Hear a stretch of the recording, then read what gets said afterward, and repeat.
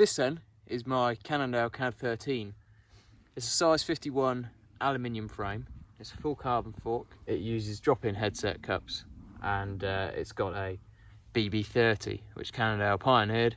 I suspect this is probably the last CAD bike to have a BB30 bottom bracket though.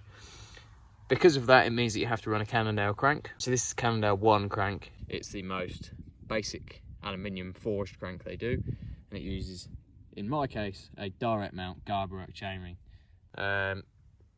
You might be surprised by that if you don't know how flat it is around here. Perhaps I'm not quite so clever with the one by now.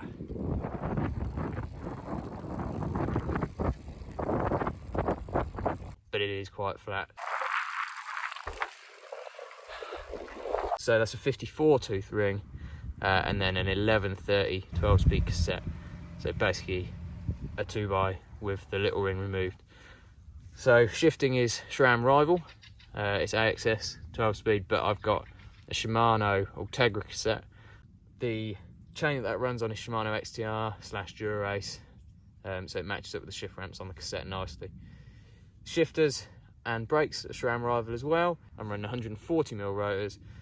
The wheels, these are from Cannondale. They're hologram 45s. 10 points if you can guess how deep they are. What I will tell you though is how wide they are, which is quite. They're 22mm internal width and 32 external, which actually makes them wider than the tyres I'm using, which are 28mm S-Works Mondos. These are a kind of winter/all condition tyre. I've not used them enough to give proper judgment yet, but we'll see how they go.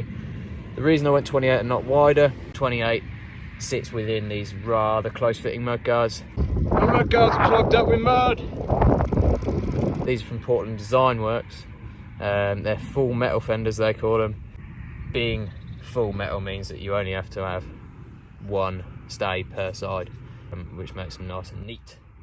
Finishing kit, the seat post, I replaced the standard with a 0 offset, just for the sort of riding position I prefer. A proprietary size, as with most road bikes now. I had to get them from Cannondale, and this one is carbon.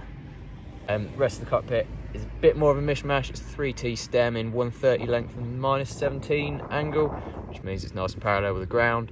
And then the bars are Control Tech, 36cm wide, and they're nice and compact, quite short reach, fairly short drop, I guess. And they're taped with the standard Cannondale tape. Garmin mount is from Lifeline. It cost about 11 quid. An exposure light underneath it on the GoPro mount, that's a Race. The rear lights are a Blaze, which is the big one at the top, and a Trace R, which is the little one at the bottom. I'm running a PT's strap-on kind of toolkit on there, which takes stuff out of my pockets and makes more room for food.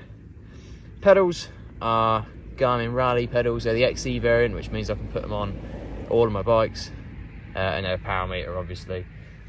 The saddle is a fabric scoop, which I like. That pretty much wraps us up.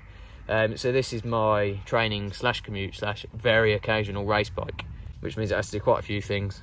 Thankfully, I can deal with the racy position for training and commuting, and it does mean that when I'm just riding home, it means I can get home as quickly as possible, which is lovely.